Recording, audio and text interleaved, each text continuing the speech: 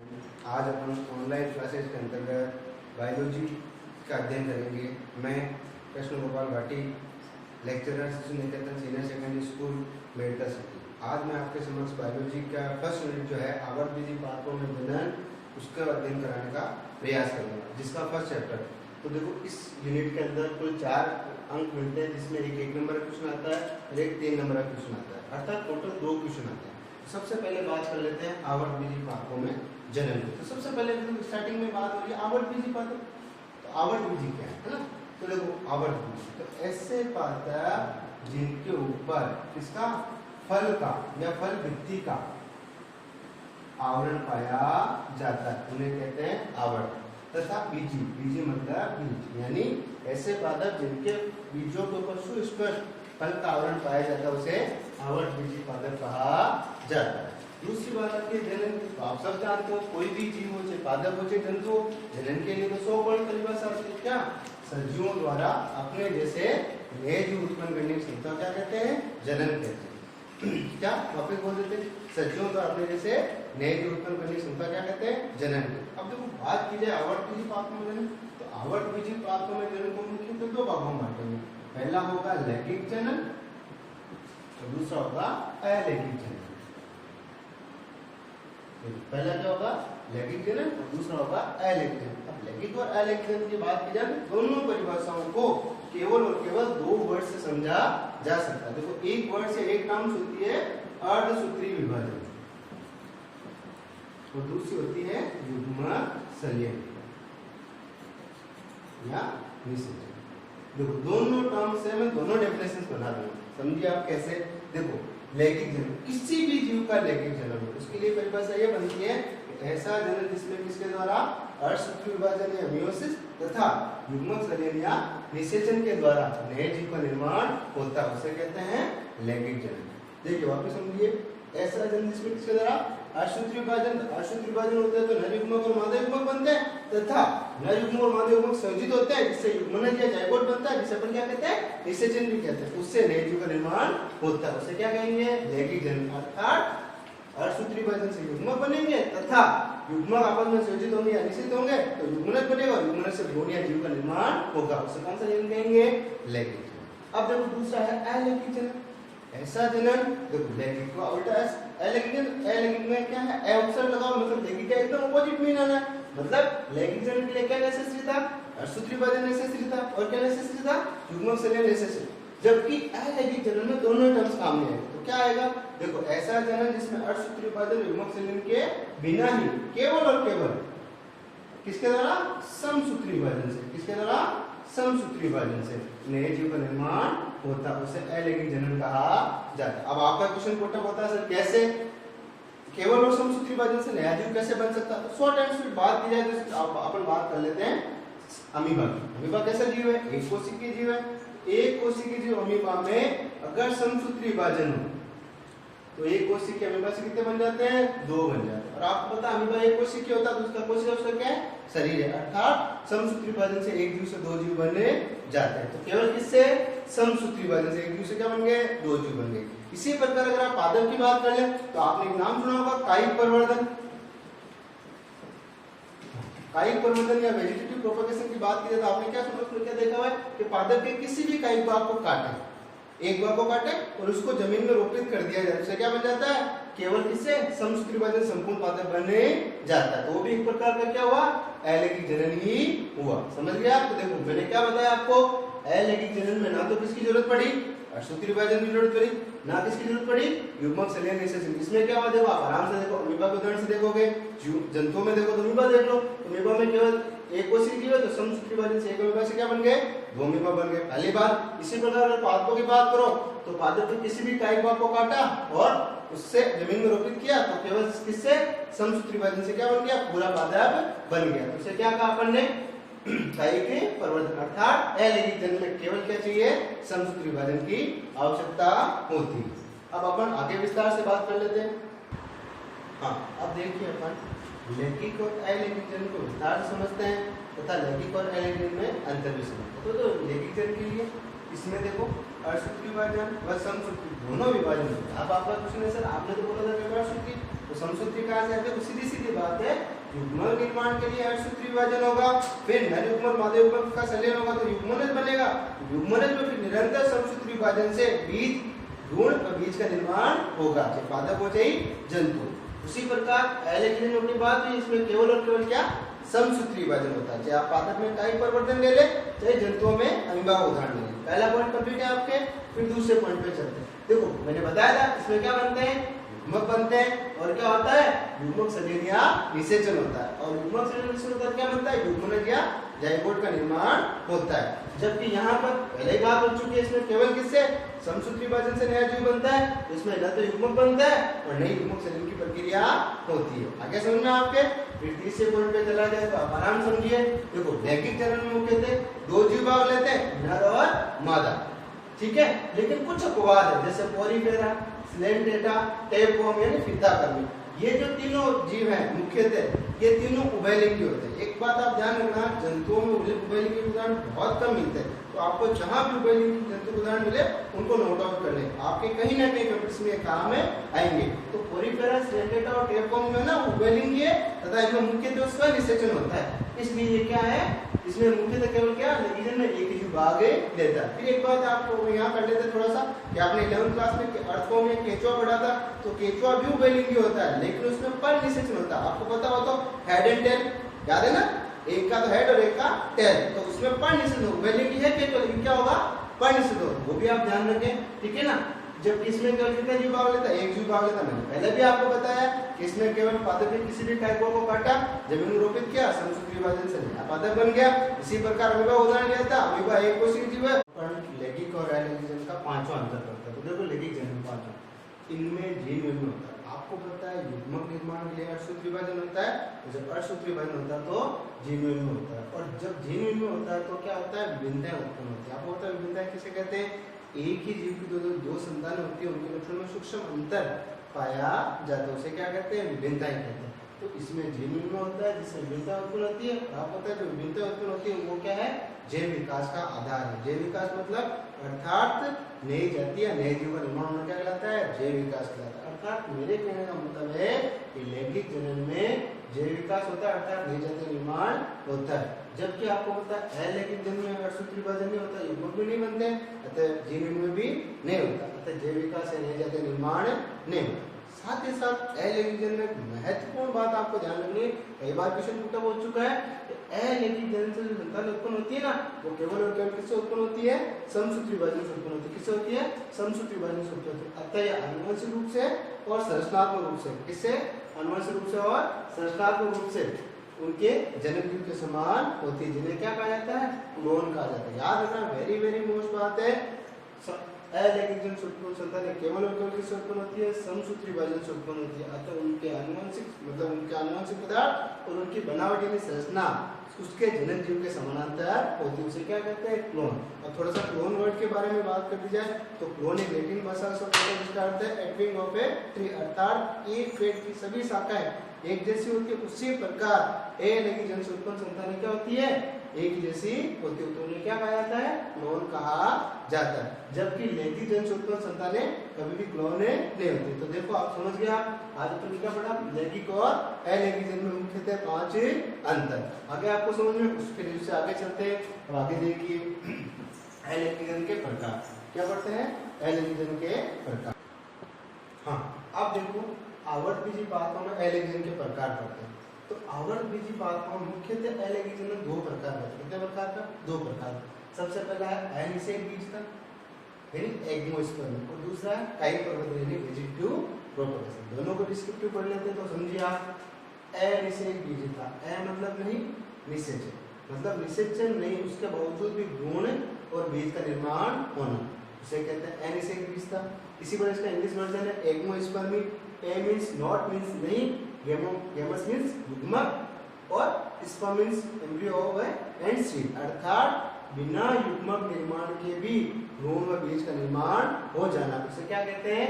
अनिषेक बीजता। देखो यहाँ बीज बन रहा है लेकिन निषेचन भी, युग्मक निर्माण भी नहीं हो रहा और निषेचन भी नहीं हो रहा, उसके बावजूद भ्रूण बन रहा है, इसलिए भ्रूण और बीज बन रहा है, इसलिए क्या कहेंगे? अनिषेक बीजता। अगर इसमें भ्रूण और बीज बनता अर्धसूत्री विभाजन युग्मक संलयन के द्वारा तो ये लैंगिक जनन हो जाता, लेकिन यहाँ पर निषेचन भी नहीं हो रहा और युग्मक भी नहीं बन रहा, उसके बावजूद गुण का विकास हो रहा, उसे क्या कहते हैं? अनिषेक बीजता। इसके बारे में अपन लेसन नंबर 4 में विस्तार से पढ़ेंगे। फिर आगे बात करते हैं कायिक प्रवर्धन, वेजिटेटिव प्रोपगेशन।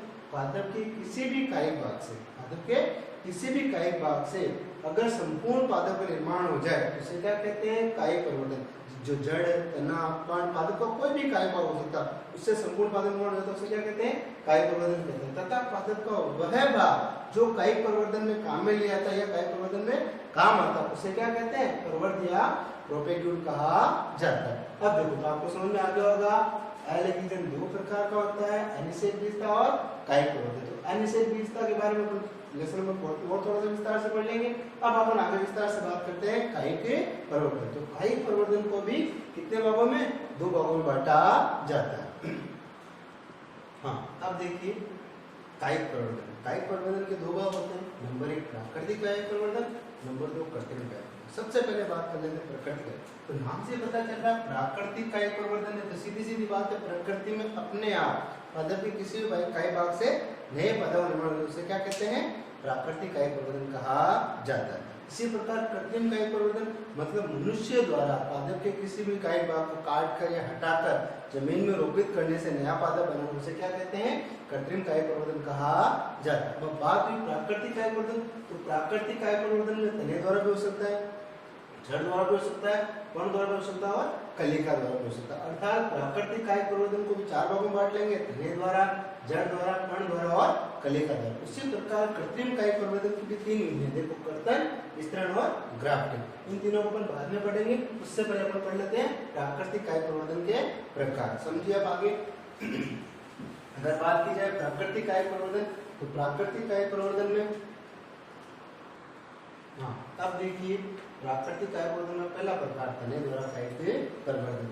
तने द्वारा कायिक प्रवर्धन, अब आपको पता है, आप विलंब काल में पढ़ चुके हो, जड़, तना, प्राणी द्वारा विस्तार से पढ़ चुके हो, उनकी आंतरिक रचना पढ़ चुके हो, उनकी बाह्य आकारिकी पढ़ चुके हो, तो आपको पता है तने को मुख्यतः उनके कार्य विधि के आधार पर 3 भागों में बांटा जा सकता है, वायवीय तना, अर्धवायवीय तना और भूमिगत तना। तो सबसे पहले वायवीय तने द्वारा कायिक प्रवर्धन। आपको पता है वायवीय तना मतलब ऐसा तना जो जमीन के ऊपर लगा, उसे क्या कहते हैं? वायवीय तना कहा जाता है। और तने के बारे में आपको पता है उस पर क्या पाई जाती है? मुख्य तने का काम क्या है? पर्व और पर्व संधियां पाई जाती है। पर्व संधि आप जानते हो किसे कहते हैं? जहां पर गांठ होती है ना, उसे क्या कहते हैं? पर्व संधि। और 2 पर्व संधि बीच का स्थान क्या कहलाता है? पर्व कहलाता है। तो जैसे गुलाब, गन्ना, केला, ये जो पौधे होते हैं, इनमें 2 या 3 पर्व संधि युक्त तने अगर जमीन में गिरे तो उससे क्या बन जाता है? नया पादप बने जाता है। तो ये वायवीय तने द्वारा क्या हो गया? कायिक प्रवर्धन। आपको पता होना चाहिए गुलाब, गन्ना, केला में खेती भी वायवीय तने द्वारा ही की जाती है। इसी प्रकार अर्धवायवीय तना ऐसा तना जो जमीन के ऊपर या अंदर लेटी अवस्था में पाया जाता है, उसे क्या कहते हैं? अर्धवायवीय तना। और अर्धवायवीय तने क्या भी आपको पता है 4 प्रकार होते हैं। सबसे पहला कौन सा?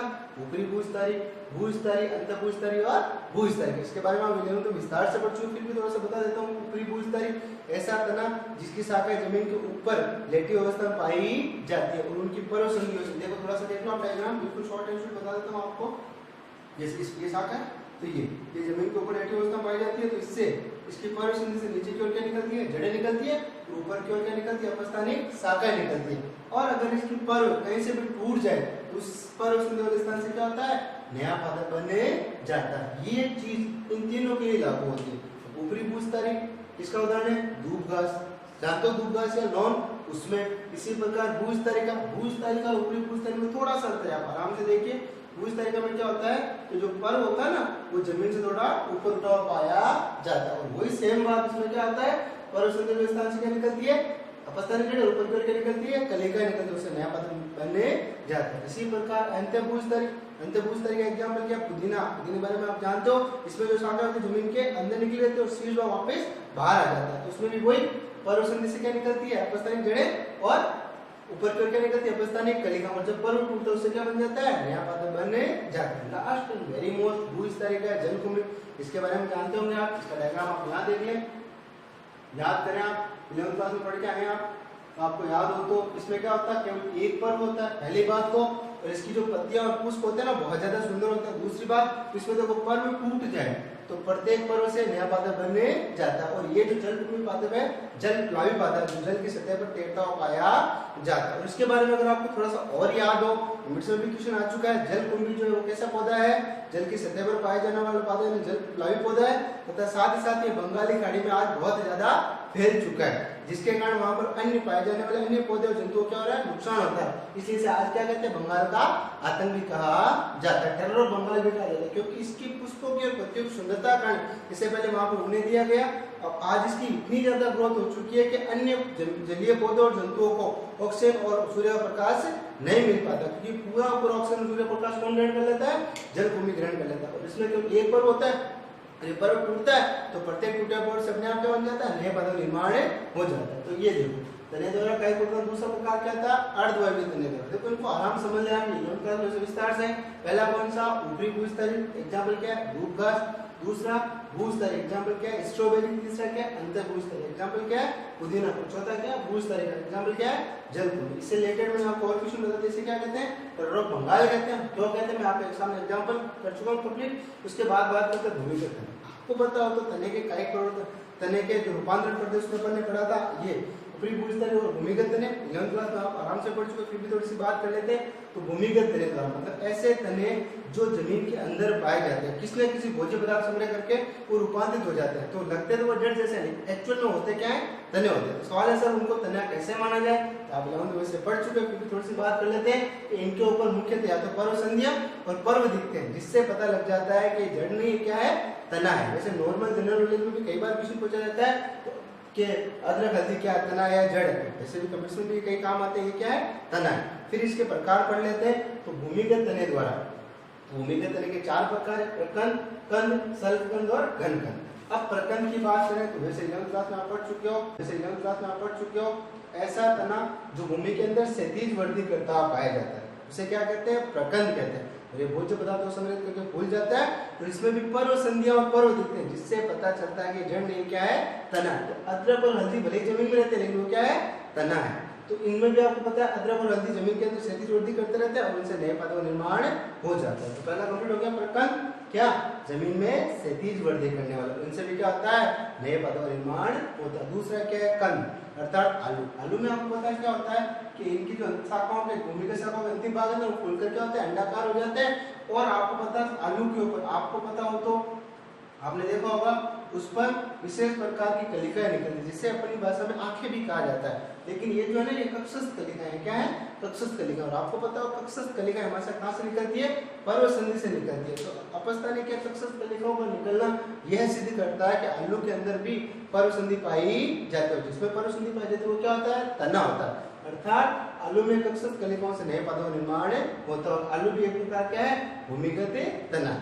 इसी प्रकार तीसरे बात करते हैं, किसके ऊपर बात करते हैं, तीसरे की, कि सल्कंद की बात करते हैं। किसकी बात करते हैं, हाँ, अब सल्कंद की बात करते हैं। सल्कंद एग्जाम में प्याज और लहसुन। आपको पता है प्याज और लहसुन क्या है, हासिल तना है। हासिल तना मतलब इसमें क्या होता है, इसकी जो डिस्क है ना, जो अपन काट कर फेंक देते हैं, या लहसुन में जिसको हटा देते हैं, वही भूमिगत तना है, जो जमीन की सतह पर पाया जाता है। तो इसमें आपको पता है नीचे की ओर उपस्थान जड़ें और ऊपर की ओर सल्की पर्ण पाए जाते हैं। और इन तने युक्त सल्की पर्णों को जमीन में रोपित करता है, जिससे भी क्या बन जाता है, नया पादप बने जाता है। अर्थात सल्कंद का मतलब आप समझे, इसमें ये आसित तना डिस्क लाइक होता है और उसके ऊपर पाए जाने वाली सल्की पत्तियों और इस भूमिगत तने से नए पादप का निर्माण होता है। कंप्लीट। अर्थात प्याज और लहसुन भी क्या है, भूमिगत तने हैं। और इनमें केवल और केवल क्या, ये आसित जो डिस्क है, ये क्या है, तने का रूपांतरण या तना है। बात खत्म। अब आपकी बात करते हैं घनकंद की। किसकी बात करते हैं, घनकंद। घनकंद का एग्जाम्पल क्या है, केसर।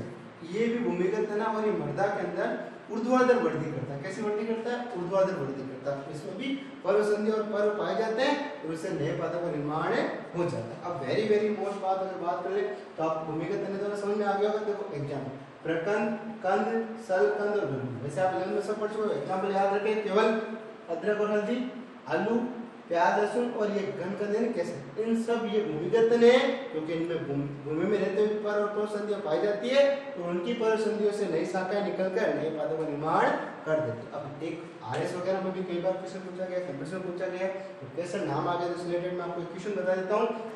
कैसेट में ना जो पुष्प होता है ना, उसके पुष्प में जो पुंकेसर और वर्तिका और वर्तिकाग्र है वही खाने योग्य भाग होते हैं। कई बार क्वेश्चन पूछा गया है कि केसर में खाने योग्य भाग क्या है, तो याद रखना आप पुंकेसर, वर्तिका और वर्तिकाग्र खाने योग्य भाग होता है। तो आपको आज समझ में आ गया पहला क्या, तने द्वारा कायिक प्रवर्धन। तने द्वारा कायिक प्रवर्धन आपको क्या समझ में आया, वायु में तने द्वारा। वायु में तने में अपने पढ़ा था क्या, गुलाब, गन्ना, केला जो जमीन के ऊपर पाए जाने वाले तने होते हैं उनकी परवर्धन अगर इनको काट के जमीन में रोपित किया जाए या भाग जमीन में रोपित उससे नया पौधा बन जाता है। किससे, परवर्धन से जड़ें निकलती है और ऊपर की कलिकाएं बन जाती है। इसी प्रकार अर्धवायु के चार एग्जाम्पल है, ऊपरी भूस्तरी, भूस्तरी, अंतःभूस्तरी और भूस्तरी का। फिर लास्ट भूमिगत तने द्वारा मैं आपको विस्तार से बता चुका हूँ।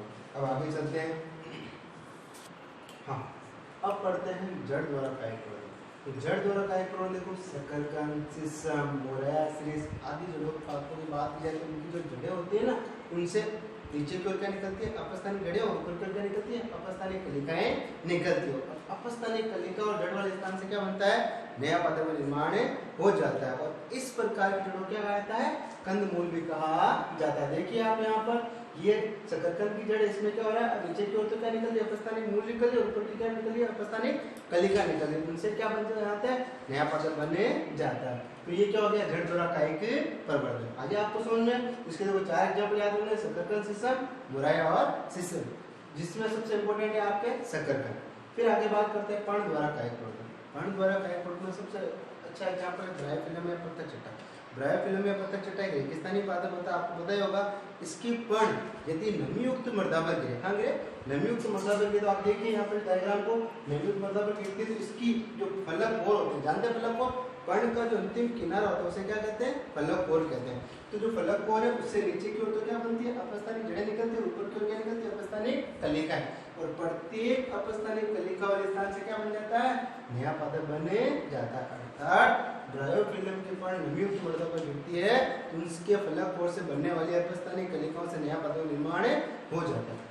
इसी प्रकार एक एग्जाम्पल और है आपके क्या, बिगोनिया। अगर बिगोनिया की अगर आप बात करो तो आप डायग्राम देखिए, बिगोनिया में क्या होता है कि बिगोनिया की जो आपके इसकी एक तो पर्णमंड होता है और आपकी इसकी जो सिराएं होती है उनसे भी नीचे की ओर क्या निकलती है, अपस्थानिक जड़ निकलती है, ऊपर की ओर क्या निकलती है, कलिकाएं निकलती है, जिससे भी क्या रहता है, नए पौधों का निर्माण हो जाता है। आगे आपको समझ में, इसी प्रकार अगर आप और पर्ण द्वारा कायिक प्रवर्धन दो एग्जाम्पल याद रखना चाहते हैं तो एक का नाम है सैंडपालिया और एक का नाम है स्ट्रेप्टोकॉप्स।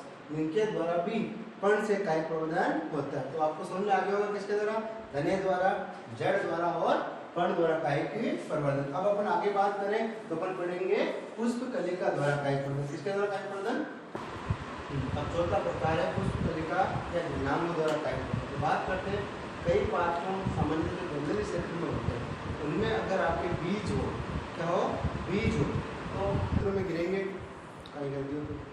दलदली क्षेत्रों में गिरेंगे तो क्या हो जाएगा, आपके जमीन के अंदर धस जाएंगे तो उससे नया पौधा निर्माण नहीं हो पाएगा। तो दलदली क्षेत्र के पात्रों में क्या होता है, पुष्प कलिकाएं जो होती है फूलकर मोटी हो जाती है, उनके झन्नांग फूलकर बड़े हो जाते हैं और वो क्षेत्रफल घेर लेते हैं। और ऐसी पुष्प कलिका को क्या कहते हैं, पत्र कलिका या पत्रकंद कहते हैं। अगर वो जमीन पर गिरे तो उनसे क्या बन जाता है, नया पौधा निर्माण हो जाता है। तो जो दलदली क्षेत्र के मुख्य से पादप होते हैं उनमें पत्र कलिका या पुष्प कलिका के फूलकर बड़े होने से ही, जिन्हें पत्रकंद भी कहते हैं, उनसे ही नए पौधों निर्माण होता है। जैसे इनके एग्जाम्पल अदेव, जिसे रामबास भी कहते हैं, ग्लोबा और डायोस्कोरिया जिसे रतालू भी कहा जाता है। तो आज क्या हो गया, तने द्वारा कायिक प्रवर्धन को, सॉरी प्राकृतिक कायिक प्रवर्धन कंप्लीट है। अब अपन पढ़ेंगे कृत्रिम कायिक प्रवर्धन।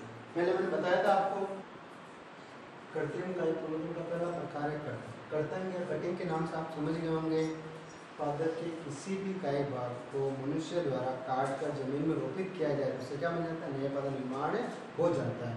इसी प्रकार देखो यहाँ मनुष्य द्वारा पौधे के किसी भी कायिक भाग काट कर रोपित करने से नया पौधा निर्माण हो जाता है। कर्तन में जड़ तनापन किसी भी भाग को काम में लिया जाता है। और सबसे इम्पोर्टेंट बात, कर्तन में मुख्य तने द्वारा कायिक प्रवर्धन कराया जाता है, जिसमें देखो आप अंगूर, गुलाब, गन्ना की जो खेती होती है उनमें 2 या 3 परसंयुक्त तने को काट कर जमीन में रोपित करते हैं तो उनसे क्या बन जाता है, नए पौधों का निर्माण हो जाता है। तो सबसे पहला प्रकार क्या हुआ, कर्तन। समझ गया, पादप के किसी भी कायिक को काटा तो उसको जमीन में रोपित करने से क्या बन गया, नए पौधों का निर्माण हो गया। अब आगे चलते हैं अपन कर्तन की अगर आगे बात की जाए तो समझिए आप वेरी। अब देखो कर्तन में काम आने वाले तने की जो पर्व संधि उसको कौन सा हार्मोन में, ऑक्सीन हार्मोन में डुबोकर अगर रोपित किया जाए तो उसे जड़ें जल्दी विकसित होती है, इसे गाइजोजेनेसिस कहा जाता है। इसी प्रकार पर्व संधि को साइटोकाइनिन हार्मोन में डुबोकर रोपित किया जाए तो तना या वायवीय भाग का निर्माण जल्दी होता है, उसे कोलोजेनेसिस कहा जाता है। तो वो हार्मोन के बारे में अपन क्लास लेसन नंबर 13 में पढ़ेंगे। वैसे फिर भी थोड़ा सा याद रखें आप, कर्तन के भाग को अगर रोपित किया जाए जमीन में, उससे पहले अगर ऑक्सीजन हार्मोन में डुबोकर रोपित करोगे तो जड़ें जल्दी विकसित हो जाएगी।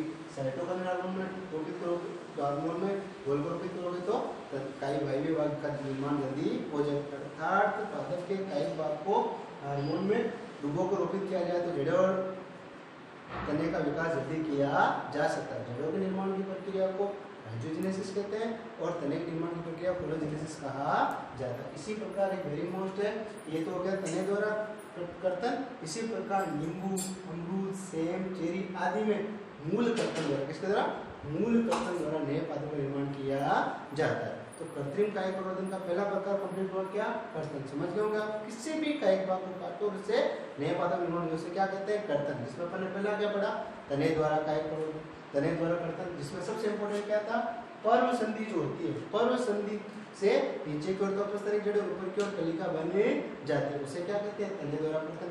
इसी प्रकार मूल द्वारा कर्तन के एग्जाम्पल समझ में आ गया आपके, नींबू, अमरूद, सेब और चेरी। ठीक है, अब अपन अगला पॉइंट पढ़ते हैं। उनका दूसरा प्रकार है स्तरण। स्तरण भी एक प्रकार का कर्तन होता है, लेकिन इसमें क्या होता है, कायिक भाग को काट कर रोपित करने से पहले आपके पादप के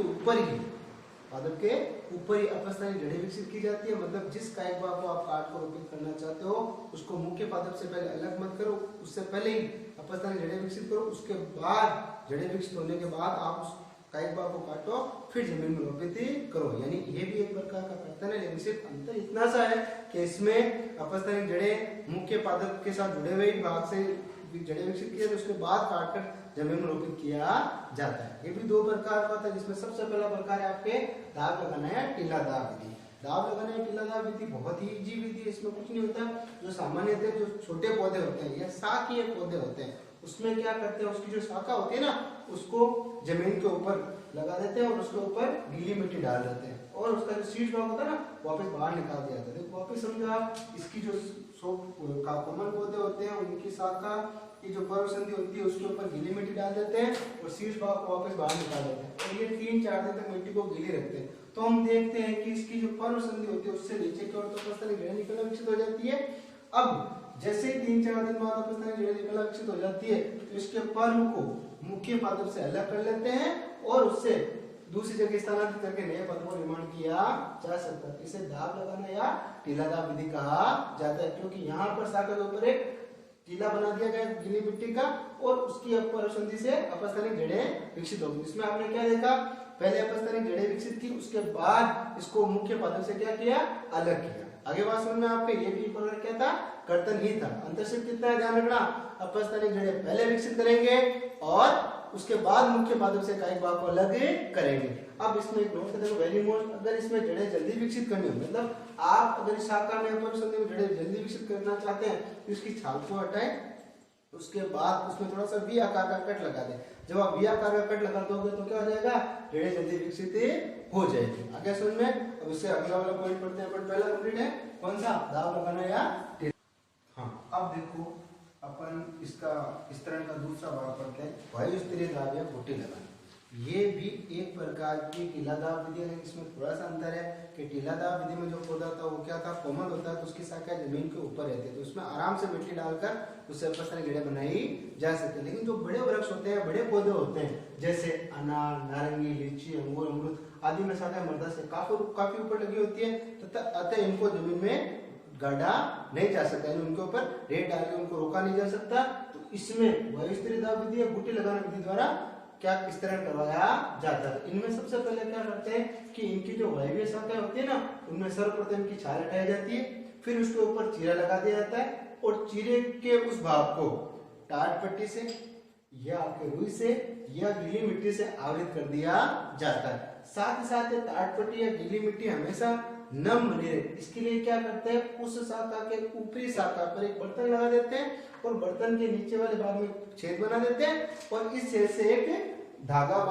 बांध देते हैं, फिर ये धागे को आपके गीली रुई से या गीली मिट्टी के ऊपर कवर कर दिया जाता है, जिससे इस धागे द्वारा धीरे धीरे केशिका विधि द्वारा, कौन सी विधि द्वारा, केशिका विधि द्वारा जल बूंद बूंद करके गीली मिट्टी को या रुई को हमेशा नम बनाए रखता है। यह प्रक्रिया 4 से 6 सप्ताह तक होती रहती है। और जैसे ही आपके होता है तो आपके क्या होता है, गीली रुई या मिट्टी वाले स्थान से क्या अपस्थानिक जड़ें विकसित हो जाती है। जैसे अपस्थानिक जड़ें विकसित होती है, क्या करते हैं, इस शाखा को मुख्य पादप से काट कर हटा देते हैं और नए स्थान को रोपित कर दिया जाता है। आगे सुनना आपके लिए, तो देखिए आप आराम से, इसमें क्या हुआ आपके थोड़ा सा डिफरेंस है उसमें, इसमें वृक्ष बड़ा है पहली बात, दूसरा इसकी शाखा जमीन से ऊपर है, और तीसरी बात इसमें क्या लगाते हैं, बर्तन से इस आपके क्या गुट्टी, इसको गुट्टी भी कहते हैं, इस गुट्टी को निरंतर गीली बनाए रखने के लिए एक धागे से इसको आवृत कर देते हैं, जिससे बूंद बूंद करके पानी गुट्टी पर आता रहता है और वो गीली बनी रहती है, जिससे 4 से 6 सप्ताह बाद क्या बन जाती है, जड़ें विकसित हो जाती है और इससे अपस्थानिक जड़ निकलती है और इसको काट कर नए पादप निर्माण हो जाता है। आई होप आपको ये वीडियो पसंद आया होगा। हमारा वीडियो कैसे बना हमें बताएं, हमारे चैनल को सब्सक्राइब करें, और अगर आप हमारे चैनल को सब्सक्राइब करेंगे और हमें आशीर्वाद देंगे तो हम और नए से नए वीडियो बनाएंगे और आपके सामने प्रदर्शित करेंगे। धन्यवाद।